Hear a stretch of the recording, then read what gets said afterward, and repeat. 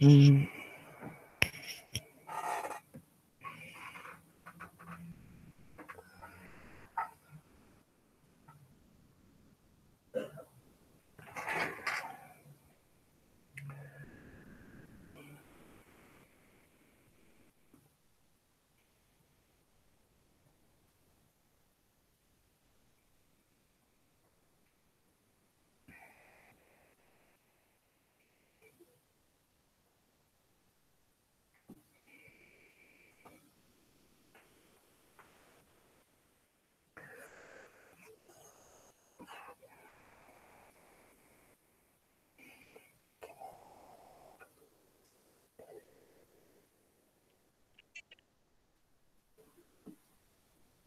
Oi, senhor. Bom Oi, dia. tudo bom? Bom Aham. dia.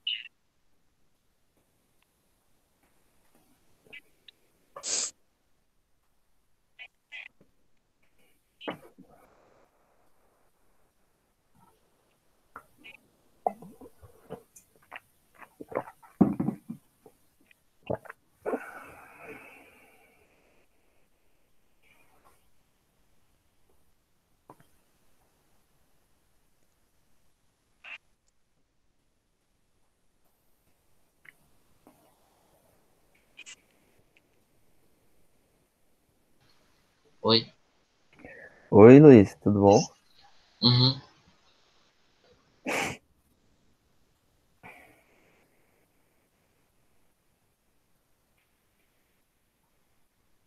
Bom dia. Quem for entrando, coloca o nome ali no chat, tá?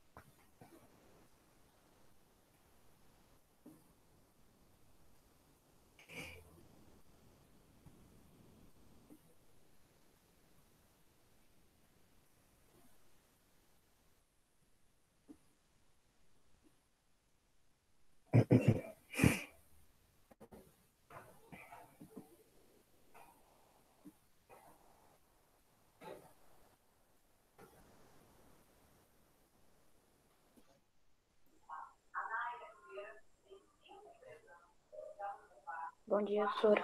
Bom dia.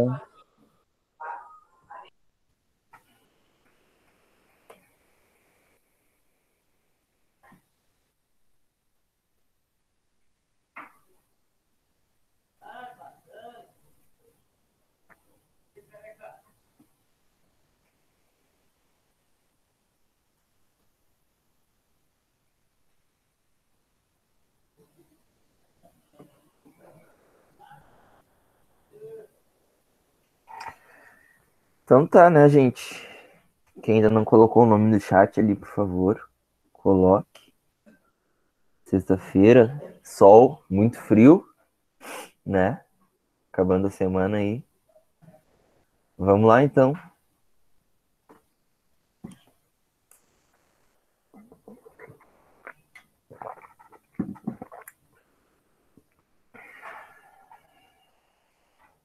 Nas últimas semanas a gente tinha falado bastante sobre a população brasileira, né? Como se deu o processo de formação, né, da população brasileira, dos povos que estão ali envolvidos, né, as diversas matrizes, né, que a gente tem dentro da população brasileira, as diferenças e as proximidades também, né, culturais e tudo isso formou e forma, né, o povo brasileiro de uma maneira geral, né. E hoje a gente vai falar um pouco sobre o território, como é que se formou esse território, tá? E daí, às vezes, a gente vai acabar falando um pouco de história, tá? Mas também sem se deter muito nas datas, sem ficar pensando muito em datas, pensar mais em fatos, né? Como as coisas aconteceram, o que que aconteceu, né? E como o território se formou, né? quais os fatores que estão envolvidos na formação do território mesmo, tá? Então a gente não vai se deter muito em datas, beleza? Mais aos fatos. Tá entrando mais gente aí, tá? Não esqueça de colocar o nome ali no chat pra chamada, tá?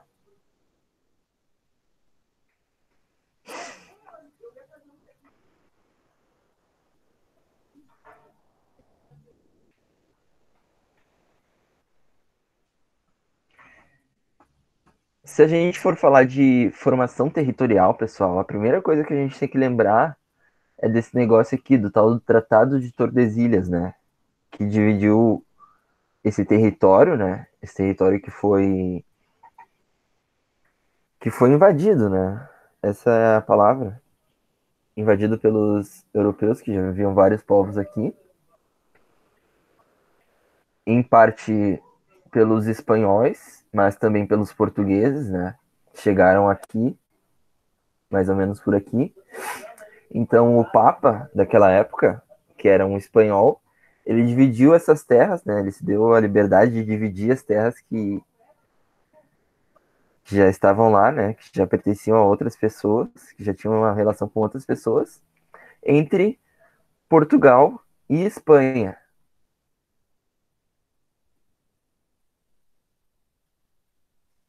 tá? Obviamente, ele deu a maior parte para Espanha, certo? E uma parte ficou ali como se pertencesse, né? Entre aspas, a Portugal, certo? Então, dividindo ali a linha que começava ali em Belém e ia até Laguna, tá? Em Santa Catarina hoje. Belém, que seria o Pará hoje, tá? Certo? E a partir disso, a coroa portuguesa separou esse território em capitanias, que eram grandes extensões de terra, certo? Que eles forneciam. Deixa eu aprovar aqui o pessoal que está entrando.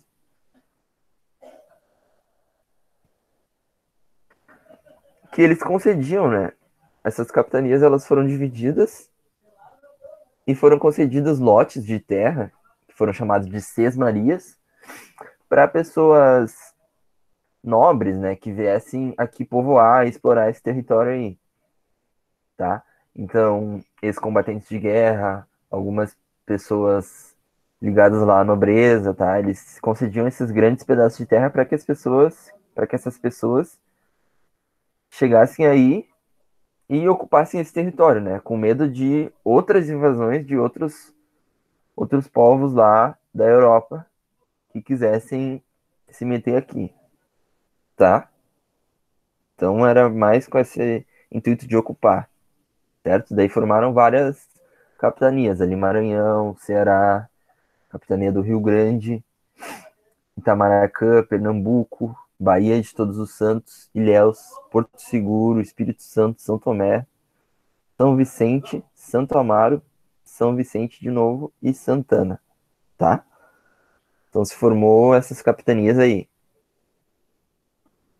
Deixa eu ver, mais gente tá chegando. Quem tá chegando, não esquece de colocar o nome no chat ali, tá? Então, pessoal, a primeira referência que a gente vai pegar para analisar como se formou o território do Brasil vai ser a partir do viés econômico, tá? A partir dos ciclos econômicos. Porque, enfim, eles quiseram fazer, os colonizadores que chegaram, eles tinham o intuito de usar esse território para fins econômicos, para ganhar dinheiro, para no primeiro momento eles não acharam ouro, né? Então eles queriam explorar o que tivesse ali para que eles pudessem ter ganhos, tá? Ganhos econômicos, né? Que era bem diferente da concepção dos povos originários, né? Que estavam aqui e que viviam aqui com uma outra visão, né? Que não privilegiava o viés ali econômico, né? Então, o primeiro grande ciclo que a gente teve de exploração da natureza, né, foi esse do pau-brasil, tá? dessa madeira, que pertence ali à Mata Atlântica. Ela ocorre em toda essa região aqui que está aqui em verde no mapa, se vocês conseguem observar. Lá pegando lá Olinda, Salvador, Cabo Frio, toda essa região aqui de ocorrência, tá? Que é o que a gente conhece hoje como Mata Atlântica, tá? Então esse foi o primeiro grande ciclo exploratório, tá? Extrativista que ocorreu no Brasil. Então eles levavam lá essa madeira que tinha uma, enfim, para usar, para fazer tintura, esse tipo de coisa. E a partir dessa dessa exploração, o território ele foi sendo cada vez mais explorado, foi se adentrando cada vez mais dentro desse território, né, que eles não conheciam inicialmente, acabaram ficando só na faixa. Inicialmente também os povos que tiveram contato com esses portugueses colonizadores tiveram muitos conflitos, né? Então foi a forma deles de adentrar nesse território. Alguns desses povos indígenas ficaram, outros recuaram mais para dentro do continente, certo? Então, tiveram todas essas questões, tá? Mas esse foi o primeiro ciclo que começou a adentrar lá no território, né?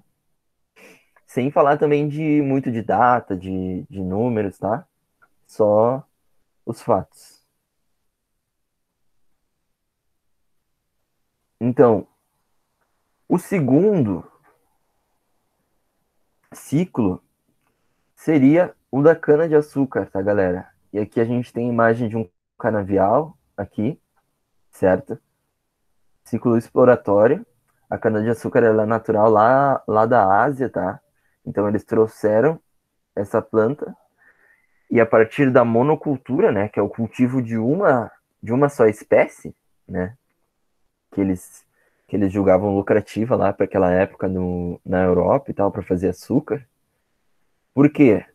Porque as condições climáticas aqui eram as ideais, tá? O calor, umidade também. E lá na Europa não. Então, não se tinha muito essa o açúcar, né, como produto, era um produto bem valorizado na época, tá? Tinha um preço bem, valor agregado bem bom que eles conseguiam comercializar. Então eles começaram a fazer essas grandes fazendas, essas grandes plantações, que a gente chama de monocultura, mono porque é só uma, né? Deixa eu ver quem é que tá pedindo para entrar aqui. Tá?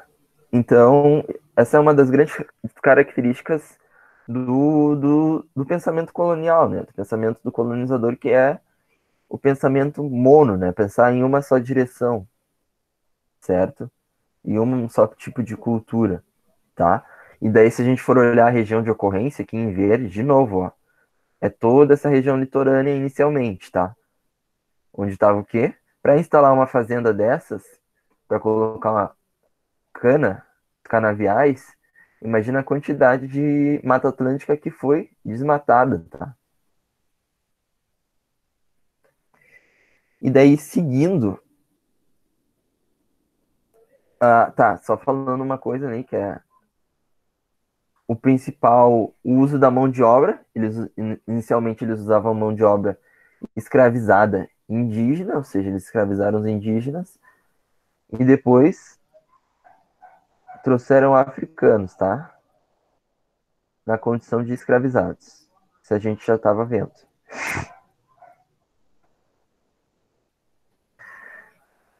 Posterior aí, um pouco depois, tá? Alguns anos depois, com as incursões, né? A partir ali muito dos rios, tá? Que a gente tá vendo aqui, ó. A partir dos rios, começou a se interiorizar, tá? Inicialmente, a capital ainda era lá em Salvador, tá? Começou a se entrar cada vez mais nesse território, a conhecer mais essas terras, tá? Essas pessoas, até que acharam ouro. E a partir do momento que acharam ouro, ali no que seria conhecido depois como Minas Gerais, né? Algumas cidades, algumas vilas foram fundadas, né? Vila Rica, que é atualmente Ouro Preto, São João del Rei, várias cidades ali, tá? E até hoje o estado, né, de Minas tem essa característica de extração, de exploração de minérios, tá? Mas não só ouro, diamante, tá? E minerais preciosos de maneira geral, tá? Então o território ele foi se interiorizando cada vez mais, beleza? E olha como é que já está a configuração aqui do território, né? Quase que parecido com o que é hoje, tá? Um pouquinho diferente. Mas aquela coisa do Tratado de Tordesilhas já era. Eles foram invadindo, foram indo, azar do goleiro, tá? O terceiro ciclo, já no século XVIII, tá? Pegando ali na região do Sudeste, principalmente, foi o ciclo do café, tá, galera? Pegando ali a região Sudeste, onde é hoje o estado de São Paulo, Rio de Janeiro, tá? Principalmente o interior de São Paulo, foi um ciclo que justamente isso, exploratório, de monocultura, né? Uma só cultura, tá? Plantada. Nessa época, a partir lá do ciclo do ouro, a capital já tinha saído de Salvador e ido para o Rio de Janeiro, né? Onde estavam as coisas mais valiosas, né? Tinha que meter a mão onde estava ali o ouro, tá? Então a capital já tinha mudado para o Rio de Janeiro. E a partir dali começou um processo de concentração, tá? Concentração tanto populacional como concentração de várias atividades econômicas ali na região sudeste, tá, galera? Do Brasil, que vai lá desaguar hoje porque é a região sudeste, né? Para a concentração econômica que tem lá. Então, começou lá a ter esse cultivo ali na região mais litorânea, ali em Marrom, até 1850, e depois foi se expandindo para as regiões ali em verde, tá? E depois para as regiões ali em roxo, e no final lá para o Espírito Santo também, tá? Café que tinha um. Daí, de novo, né? Questão do clima, a questão da temperatura, do regime de chuvas, da umidade, o café era ideal para plantar aqui, tá? E até hoje, se a gente for parar para ver, o café brasileiro ele é bem valorizado, assim, ele é muito exportado no mundo todo, assim. Então, o que que tem aqui, né? Teve essas grandes fazendas, monocultura de novo, né? Uma só cultura, trabalho inicialmente a partir do modo escravista, tá? E depois a gente teve aí a abolição também. Mas o que que se formou, né? Toda essa estrutura de café, olha só, se a gente for vendo aqui, ó, tem umas linhas vermelhas até chegar ali no Rio de Janeiro, né? Então tem essas setas, tem essas linhas que estão entrando cada vez mais no território, né? Conhecendo cada vez mais esse território, expandindo, tá? Mas também são linhas, são cidades, né? São áreas de cultivo que foram começando a formar redes, tá? Redes de escoamento, redes ferroviárias, né? Ferrovias, tá? Cidades foram se articulando para fazer esse escoamento, tá? Dessa produção. Então começou a formar ali uma infraestrutura, tá? Começou a formar ali umas cidades, começou a ter uma vida mais urbana ali em torno dessa atividade, tá? Concentradora, tá? Daí é uma característica dessa racionalidade, né? Desse modo de pensar a partir só do econômico, né? Que é uma característica centralizadora, que é uma característica concentradora, né?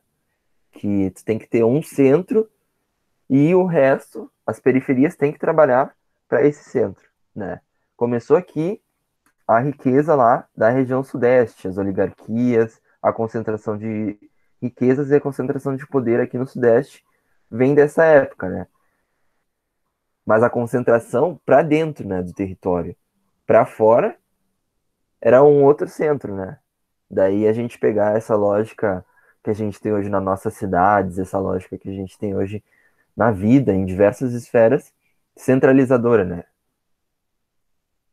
Que vem dessa racionalidade, que vem desse tipo de pensamento europeu, que é um pensamento linear, né? Que é um pensamento mono, que só pensa em uma única direção, tá? Esse centro aqui dentro desse território vai servir a um outro centro lá na Europa, enfim, tá? E daí a gente teve um outro ciclo que foi o ciclo da borracha, que começou lá. Antes a gente também teve um ciclo lá para a região norte, expandindo para a região norte, a partir de algumas culturas lá, a partir de algumas plantas que eram valorizadas também, por exemplo, o guaraná, algumas plantas que eram chamadas de drogas do Nordeste, por algum motivo. Mas daí teve esse grande ciclo econômico que foi centrado na região norte, né, que expandiu, começou lá a expansão da região norte, daí eu não estou falando de tempo, tá? Esse aí foi um pouquinho posterior, mas teve um outro ciclo anterior, tá? A gente está falando mais de território. Então ali, ó, centrado lá em Manaus, para a extração da borracha a partir da seringueira, tá? Que é esse processo aqui conhecido, tá? Da seringueira, extraindo o látex ali, certo? Todas essas plantas lá da Amazônia, da região amazônica. E depois começaram a ser cultivadas, né? Daí outras nações, outros povos colonizadores chegaram, pegaram essas plantas, levaram para outros lugares, lá para a Ásia, e também começaram a plantar lá, em outras colônias lá na Ásia, e exportar, e concorrer com essa borracha de Portugal. Tá? Esse ciclo também teve um fim, também teve um declínio, né? Porque é isso, a questão econômica é cíclica, né? Por isso que a gente fala em ciclo, porque tem início, meio e fim, tá? Como se fosse uma curva, aquela curva de um gráfico, né? Tem um início, tem uma valorização econômica e depois vai cair, tá? E nem aqui, ó. Todos esses ciclos tiveram um início, meio e fim, né? Pau-brasil, depois o preço caiu. Cana-de-açúcar, depois o preço caiu de novo. Crise. Ouro, né? Extraíram tanto ouro que já não tinha mais ouro para explorar, para extrair, tá? Então, acabou. Café também começou ali bombando, vendendo muito, preço subindo, até que os preços começaram a cair, a demanda começou a acabar, acabou o ciclo, tá? Mas ainda não que esses tipos de produção, né? Açúcar ainda é muito produzido hoje no Brasil, café também, tá? Mas como um grande ciclo, ele se encerrou. Assim como a borracha também, tá? E nesse período, as cidades do Nordeste, do Norte, aliás, da região Norte, cidades como aqui Manaus e Belém tiveram um crescimento muito grande, assim, tanto em questão urbana, né? Migrações de contingentes populacionais muito grandes, né? Muitas pessoas migrando para lá, quanto também elas eram grandes centros, né? Nessa época, talvez até maiores que as capitais, né? Que talvez até maiores que o Rio de Janeiro naquela época, tá? E daí tiveram uma grande influência. Enfim, tá? Então, aproveitando também essa questão dos rios, né? Como esse padrão, né? Essa capilaridade, né? Se a gente vê, aqui ó, aparecem algumas veias, né? Que escoa, né? Daí a gente vai estudar isso mais em hidrografia, né? Isso aqui é chamado de bacia, né? Quando tem uma rede de rios com seus afluentes ali, né? Então eles vêm aqui até desaguar num rio principal, tá? E o rio principal vai lá desaguar num corpo grande de água, num rio ou no mar, num lago ou no mar, tá? A tendência é sempre sair de uma região alta e ir desaguando em busca de níveis altimétricos cada vez mais baixos, tá? E ir escavando o leito até chegar num rio principal, no nível do mar, etc. E daí, a partir lá do ciclo do café, começou um processo de industrialização, tá? E daí a gente não tá localizando, tá? Bem no tempo, mas mais ou menos no século passado, tá? Na metade do século passado, concentrado muito lá no Rio de Janeiro, em São Paulo, na região sudeste, tá? De novo, contingentes populacionais enormes migrando de várias regiões do país para o sudeste, concentração de capital, né? Concentração de grana, de empregos, de indústrias. As cidades lá começaram a crescer muito, processo de favelização, tá? As pessoas iam para lá, não tinham, acabavam não tendo onde morar, acabavam indo morando onde tinha as condições, onde dava, tá? Lá, e isso foi precedido lá pelo processo lá do café, né? Foi aproveitado toda aquela infraestrutura lá da economia do café, a cafeira, as ferrovias, as cidades que já estavam crescendo, tudo isso foi aproveitado e já começou um ciclo industrial ali, com indústrias estrangeiras, tá? Com destaque para indústria automobilística, tá? Ali a Volkswagen, o Fusca, né? Muito conhecido, foi, né? Muito conhecido no Brasil, hoje é bem difícil de ver,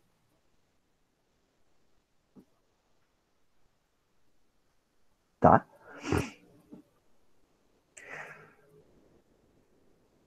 E hoje, galera, atualmente, a gente também tá, né? Não escapou, né, disso, desses grandes ciclos. A gente está nesse ciclo da soja, tá, pessoal? Soja que é esse grãozinho ali, que tá aqui do lado, que ela tem muitas propriedades, muitas utilidades, assim. Ela é um grão, uma oleaginosa, enfim, ela tem bastante óleo, tá? E ela é muito rica porque tem diversas propriedades. Deixa eu ver quem é que tá chegando aqui.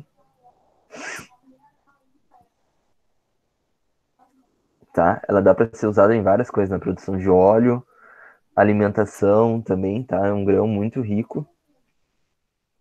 Só que daí qual é a característica, né?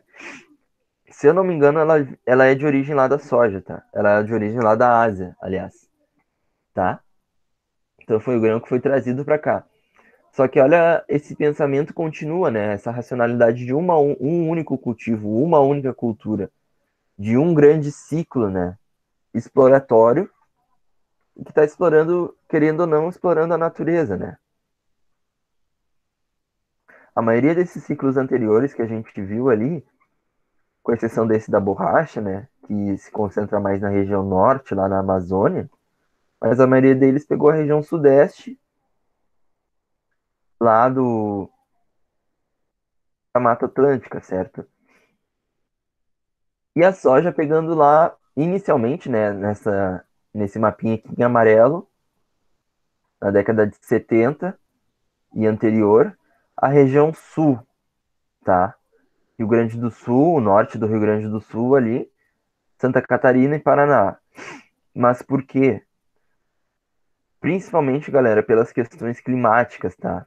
A soja é uma planta que ela se adapta muito melhor ao clima mais frio, ao tipo de solo que aqui, por questões geológicas, tá? Nessa região dos derramamentos basálticos anteriores lá que tiveram, formou um solo basáltico mais rico, uma terra mais avermelhada, tá? Um solo mais argiloso, menos arenoso, que possibilitou com que esse tipo de cultivo se inserisse aqui na região sul, tá?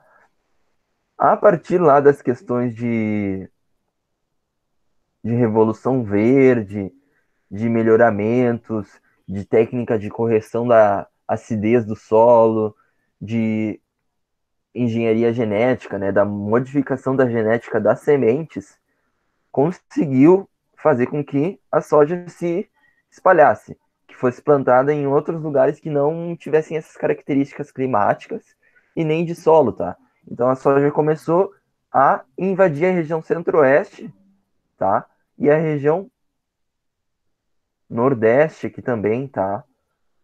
Então muitas pessoas que plantavam soja aqui na região sul começaram a plantar e ir cada vez mais adentrando esse território e plantando soja lá na região centro-oeste, que a gente chamou depois de expansão da fronteira agrícola, né? Como se tivesse uma fronteira mesmo, como se a soja não pudesse passar dessa região sul de características mais frias, tá? Então foi se expandindo, ela foi indo, e daí, tipo, é muito comum a gente ver, né, relatos de pessoas falando que tem muitos gaúchos lá na região centro-oeste, em várias regiões do país, porque o pessoal saía daqui e ia plantar soja Brasil afora, tá? Então, tem essa característica aqui de exploração, tá? E daí, ciclo, tá, galera? Uma hora esse ciclo vai acabar. Hoje é muito valorizado, é muito difundido que a soja é muito bom, é muito legal, é muito tudo, mas uma hora vai acabar. E tem várias problemáticas, né? A soja hoje, muito pouco dela, a maior parte dela é para exportação, tá? Exportação in natura, exportação do grão. E ele é exportado principalmente para a Ásia, tá? Para a China, para virar ração de gado, né? Então tem isso, né? Olha só o tamanho da área de uma monocultura, né? Um só tipo de cultivo para exportar para virar ração de gado na Ásia, né? Grande parte do que não é exportado para virar ração de gado vira ração para o gado aqui do Brasil, tá? Então vira ração para carne bovina aqui no Brasil. E fora os enormes impactos ambientais, né? A gente está falando aqui de uma região do Cerrado, tá? Que tem níveis altimétricos bem elevados, tá? Daí a gente vai ver isso em hidrografia também. Grande parte dos rios do Brasil estão concentrados aqui, tá? Então, tá tendo uma degradação bem grande desse solo, tá influenciando no, na vegetação, tá invadindo terras indígenas, tá invadindo terras quilombolas, tá invadindo a Amazônia, tá promovendo queimadas para plantar principalmente ração para gado, né? Que também a produção de gado, tem grandes impactos, tá? Então, mas são questões que a gente ainda vai ver, certo? É isso, ainda aquela racionalidade, aquele pensamento anterior lá do colonizador, aquele pensamento mono, né? De uma cultura para exportação. Uma parte dessa cultura vai virar soja para consumo in natura ou proteína de soja, mas é bem pouco, tá? Para consumo interno e também uma boa parte vai virar azeite, tá? Óleos, tá? Que vai ser explorado por grandes empresas aqui do Brasil, certo? Professor, o Oi, senhor acha que vai acabar o ciclo da soja? É soja, não é isso aí, né? oi? O senhor acha que vai acabar o ciclo um dia disso? Com Sendo certeza. usado para muitas coisas. Mesmo sendo usado para muitas coisas, sabe? Ele é um grão bem rico, assim. Só que não é aí que tá, não existe um equilíbrio, sabe? Ela tá sendo produzida aqui para exportação, para o consumo de carne, basicamente.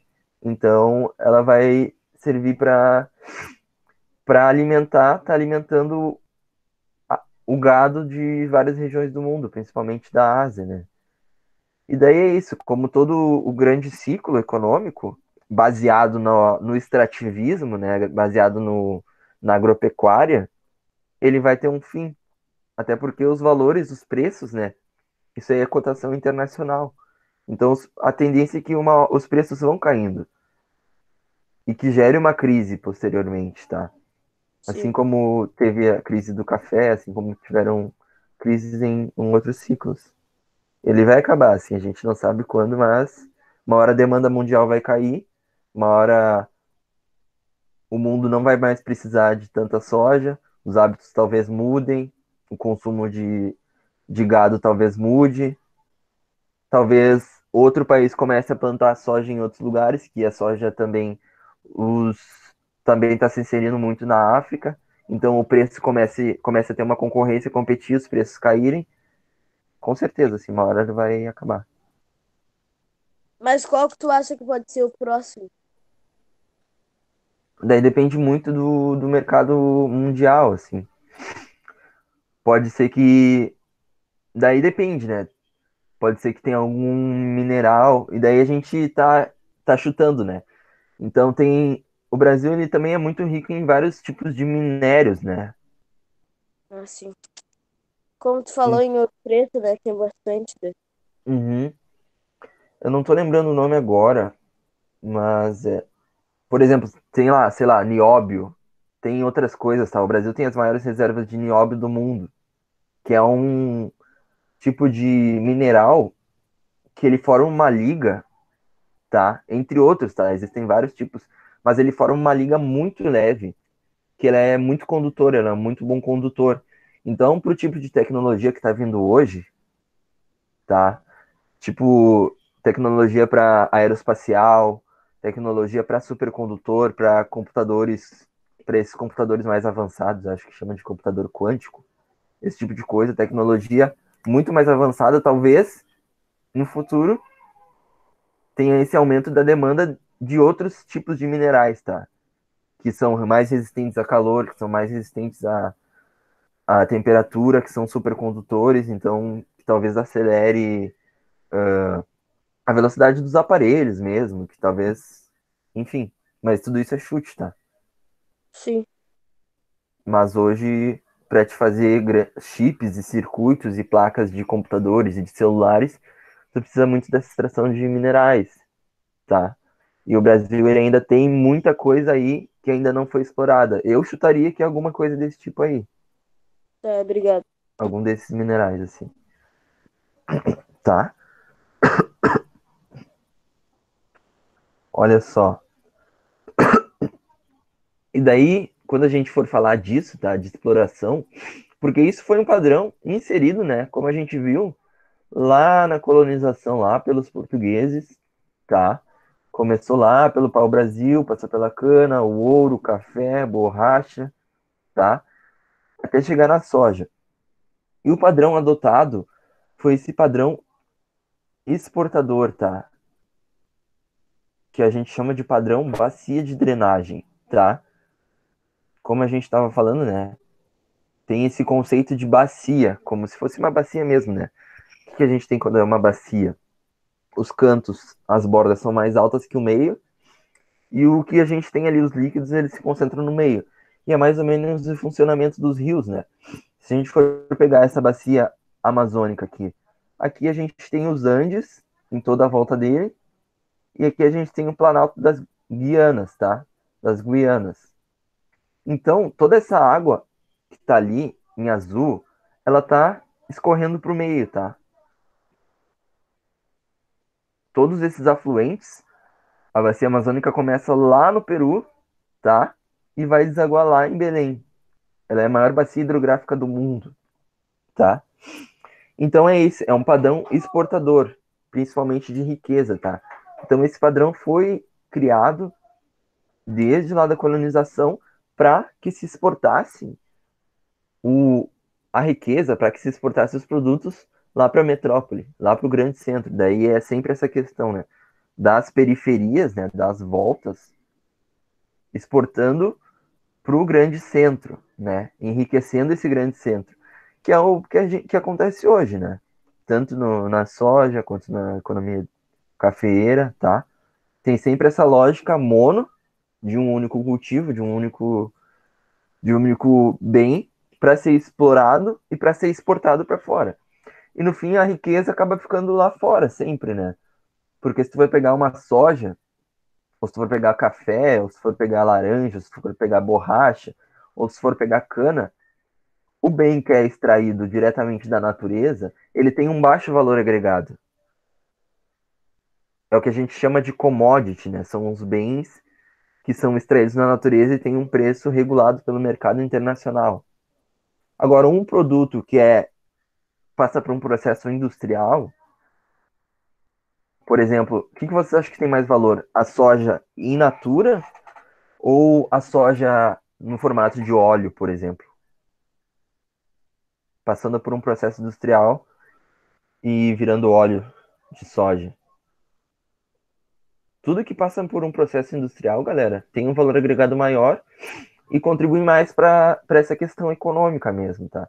Então, a soja, a laranja, em qualquer outro produto que a gente pensar, in natura, ele vai ter um valor, ou seja, na forma natural, ele vai ter um valor agregado menor, tá? E vai gerar menos do que geraria se passasse por um processo industrial. Tanto a cana, né,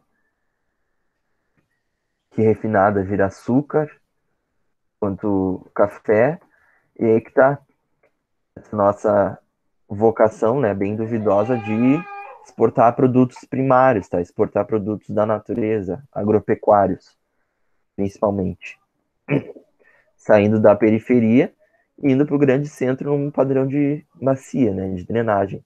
Que é o que o Galeano, né, naquele texto que a gente viu desse livro aqui, meio que fala, né, as veias abertas da América Latina, né? O que é uma veia aberta, né? Ela tá jorrando, ela tá saindo, tá sempre saindo para fora, tá? E essas veias parece que ainda estão abertas, né? Sempre gerando riqueza para os outros países do norte, tá? Que é essa grande crítica lá do Galeano. E aí a gente vê como esse território se formou, tá? Essas regiões aqui, onde a gente teve um adensamento, onde a gente teve atividades econômicas, né, inicialmente, hoje são as que estão as grandes capitais, tá? Daí nesse mapa de população aqui, quanto mais vermelho, mais gente, né? Concentração populacional, ela se dá a partir das atividades econômicas, tá?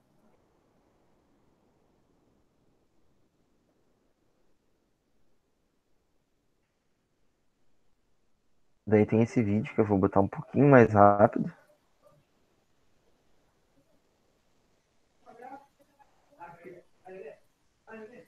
Falando dessa formação, né? Desse território. Começando lá pelas capitanias, né? Que a gente estava falando. E vai indo, né? Se a gente observando ali a formação das cidades, né? Sempre se interiorizando, sempre entrando mais, invadindo esse território colonial, né? Pela coroa portuguesa, eles sempre querendo mais e mais, né? Terra, né?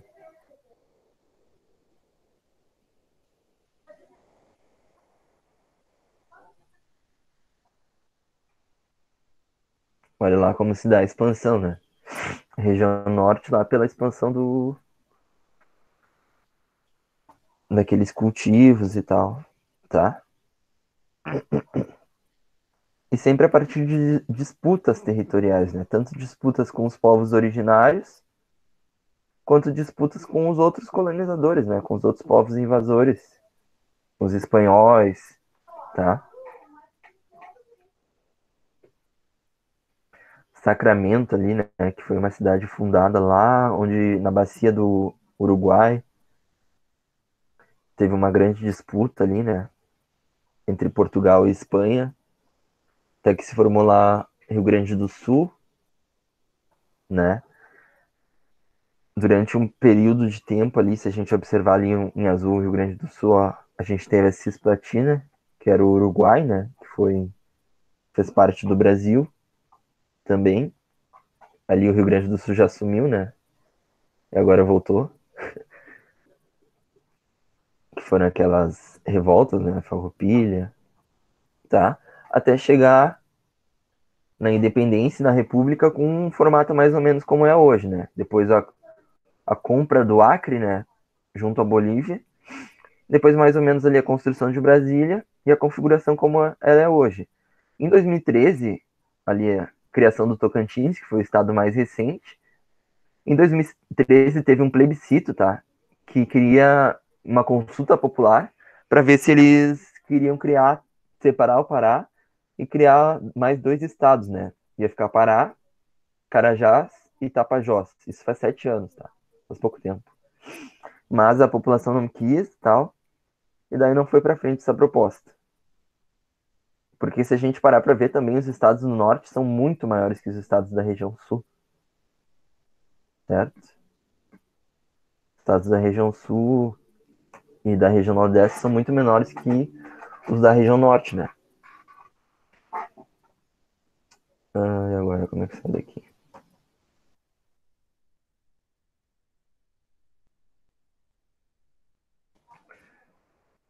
Foi.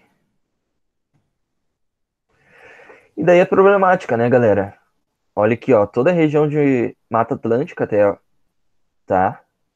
Que tem incidência aqui no, na região sul, sudeste e nordeste, tá? No litoral, tá sendo devastado, tá? Hoje, muito pouco da Mata Atlântica ainda existe, tá?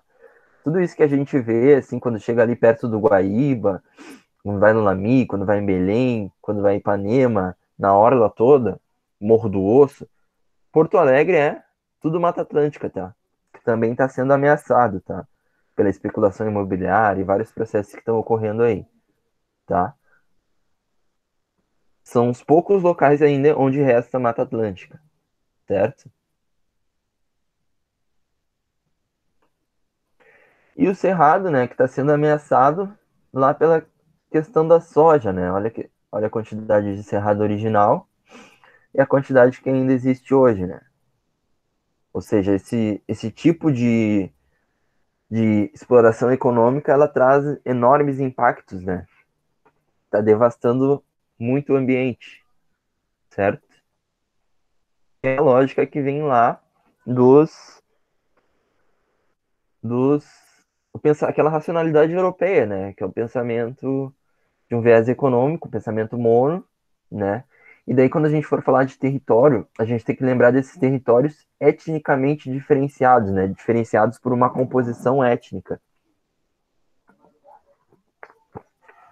Principalmente aí falando de quilombos e das aldeias, né? Que tem uma outra relação com a terra, que são povos que originalmente têm outra relação com a terra e bem diferente, né? A relação com a terra está envolvendo as práticas ali territoriais dos grupos, os costumes, as tradições, a cultura. E daí esse autor aqui, o Antônio Bispo, que é quilombola lá do Piauí, ele vai falar que, assim, vamos compreender por colonização todos os processos etnocêntricos de invasão, expropriação, etnocídio, subjugação e até substituição de uma cultura pela outra, independente do território físico-geográfico em que essa cultura se encontra. E vamos compreender por contra-colonização todos os processos de resistência, de luta em defesa dos territórios dos povos contra-colonizadores, os símbolos, significados e modos de vida praticados nesses territórios, né? Então tem a ver com o jeito como esses povos lidam, né? Como eles enxergam esses territórios, como eles enxergam essas terras. Né? A lógica do colonizador, que ainda é utilizada hoje, ela vê como o território, a terra, as plantas, o solo, como um fim econômico, né? Como uma coisa que tu pode vender. Mas os povos contra-colonizadores, como ele chama, têm uma relação diferente com a terra, né? Não tem, não teria essa relação de posse, né? De propriedade, tá? Então eu trouxe esse trechinho aqui que esse autor fala, tá? O Antônio Bispo. Eu vou ler rapidinho para vocês, tá? O nome é Somos da Terra. Escritor Antônio Bispo dos Santos, morador da comunidade Saco de Curtume, no Piauí, reflete sobre a relação do Estado brasileiro com os quilombos, cujas práticas são baseadas na oralidade, na vinculação dos territórios ao cultivo. Daí ele conta a história dele, né? Quando provoca um debate sobre colonização, os quilombos, os modos e suas significações, não quero me posicionar como um pensador. Em vez disso, estou me posicionando como um tradutor. Minhas mais velhas e meus mais velhos me formaram pela oralidade, mas eles mesmos me colocaram na escola para aprender a língua escrita, traduzir os contratos que fomos forçados a assumir. Fui para a escola da linguagem escrita aos 9 anos, mas desde que comecei a falar, fui formado também pelas mestras e mestres de ofício nas atividades da nossa comunidade. Quando fui para a escola no final da década de 1960, os contratos orais estavam sendo quebrados na nossa comunidade para serem substituídos por contratos escritos, impostos pela sociedade branca colonialista. Estudei até a 8ª série, quando a comunidade avaliou que eu já poderia ser um tradutor. Na década de 40, houve uma grande campanha de regularização das terras pela escrita. Isso ocorreu no Piauí, mas também no resto do Brasil. A lei dizia que as pessoas que ocupavam a terra seriam chamadas de poceiro. Essa lei colocou um nome e coisificou as pessoas. Não éramos poceiros, éramos pessoas. O que isso significou para nós? A partir do momento em que a lei diz que somos poceiros, ela está cumprindo um papel importante para o colonialismo. O colonialismo denomina todas as pessoas que quer dominar. Às vezes fazemos a mesma coisa sem perceber. Quando temos um cachorro, por exemplo, damos a ele um nome, mas não um sobrenome. Os colonialistas dão um nome, mas não dão sobrenome, porque o sobrenome é o que expressa poder. O nome coisifica, o sobrenome empodera. Então, ao nos chamar de poceiros, nos colocaram em uma situação de dominação, obrigando-nos a cumprir os contratos que a denominação de poceiro nos impunha. Daí falando um pouco dos contratos, né? Os contratos do nosso povo eram feitos por meio da oralidade, pois a nossa relação com terra é através do cultivo. A terra não nos pertencia, nós é que pertencíamos à terra. Não dizíamos aquela terra é minha, e sim nós somos daquela terra. Havia entre nós a compreensão de que a terra é viva e de que ela pode produzir, ela também precisa descansar. Não começamos a titular nossas terras porque quisermos, mas sim porque foi uma imposição do Estado. Se pudéssemos, nossas terras ficariam como estão, em função da vida. O poder quilombola sobre a terra é um poder baseado na palavra, na atitude e na relação, não na escrita. Quando o Estado veio demarcar as terras, meu avô se recusou dizendo: como é que vamos demarcar uma coisa que já é nossa? Assim, os brancos chegaram, compraram as terras e nós perdemos o direito a elas. Mesmo os mais velhos que naquela época haviam demarcado suas terras, ao morrerem, as perderam porque os herdeiros não fizeram um inventário. A maioria das terras das comunidades tradicionais são consideradas espólio, pois ninguém tem escritura. Mas hoje em dia nós fazemos porque nos é imposto. Tem algo mais grave implicado. Para fazer um título é preciso ter um laudo antropológico. Mesmo a lei dizendo que para ser quilombola é autodeclaratório. Daí ali embaixo, né? Então, encerrando então. Nosso povo, por não saber ler, não sabia como funcionavam as escrituras, perdendo assim a possibilidade de viver nas terras. Então nosso povo resolveu que alguém deveria ler e escrever para enfrentar essa situação. Fui formado para isso e faço isso até hoje. Por isso digo que não sou um pensador, mas sou um tradutor do pensamento do meu povo. E para o meu povo também sou um tradutor do pensamento colonialista. Quando estamos discutindo colonização, quilombos, seus modos e significados, nós estamos tentando compreender o que faz o colonialista pensar e como devemos pensar para não nos comportarmos como ele. Nosso povo foi trazido de África para cá, diferentemente dos nossos amigos indígenas, que foram atacados em seu território, podendo falar suas línguas, cultivar suas sementes, dialogar com seu ambiente. Nós fomos tirados dos nossos territórios para sermos atacados no território dos indígenas. E aí nós precisamos e temos conseguido ser muito generosos, porque mesmo tendo sido trazidos para o território dos indígenas, nós não disputamos o território com eles. Nós disputamos com o colonialista o território que eles tiraram dos indígenas. Mas isso nos dói. Mas precisamos fazer isso, senão onde vamos viver? A surpresa para os colonialistas e a felicidade para nós é que quando nós chegamos ao território dos indígenas, encontramos modos muito parecidos com o nosso. Encontramos a relação da natureza parecida com a nossa. Houve uma grande confluência nos modos e nos pensamentos, e isso nos fortaleceu. E aí fizemos uma grande aliança cosmológica, mesmo falando línguas diferentes. Pelos nossos modos, a gente se entendeu. Tá? E daí eu vou encerrar por aqui, porque já tá dando tempo, e a gente precisa começar também, vocês têm que ir para outra aula. Certo, pessoal? Alguma dúvida? Não, senhora. Não. Tá. Então por hoje vai ser isso, tá? Certo? Então até mais. Bom fim de semana para vocês. Semana que vem é o tema do filme, né? Qual filme? Eu também. Aquele filme da Até que horas ela volta, parece o nome. Oxi. Oxi. Tem certeza. Tem várias perguntas. Aonde? Ah, sim. Uhum. A gente pode falar aqui. Que filme? Sim. Não estou sabendo. Nem eu. Eu mando o PDF no grupo se vocês não receberam. Foi a Tá última bom. atividade, se eu não me engano, que a gente Foi fez. a última. Ah, então eu não recebi isso daí. Nem eu, não sabia disso. Ah, Tchau, oxi. senhor. Tchau, senhor. Tchau, tchau. Tchau, senhor. Tchau, tchau. Tchau. Tchau.